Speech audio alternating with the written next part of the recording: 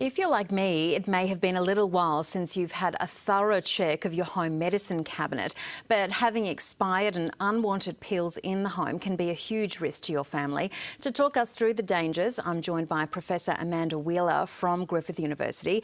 Amanda, what is the biggest risk with this? Thanks, Eva.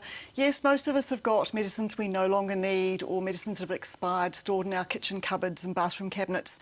But storing unwanted medicines at home can be dangerous.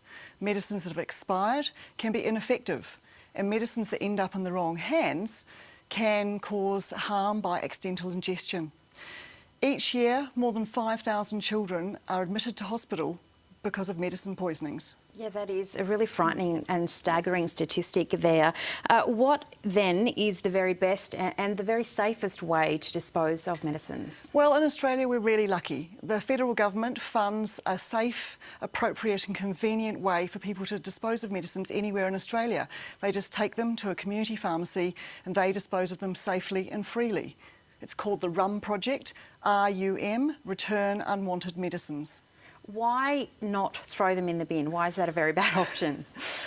Medicines that are thrown in the bin or in the garbage or down the toilet or down the drain can end up in our waterways, and then that can be damaging to our environment.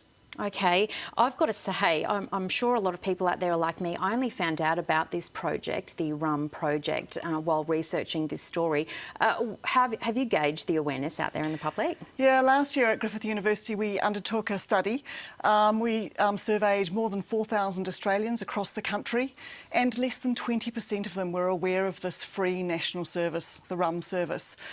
So we want to urge people to use it. Hopefully we're letting a few more know now. Also, what do you think families can do to keep these medicines away from our curious children?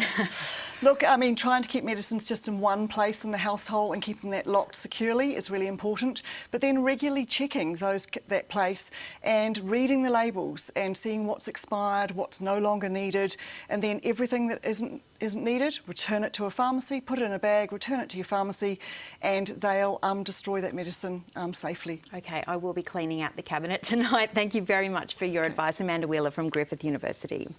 Queensland is watching the #1 news hour.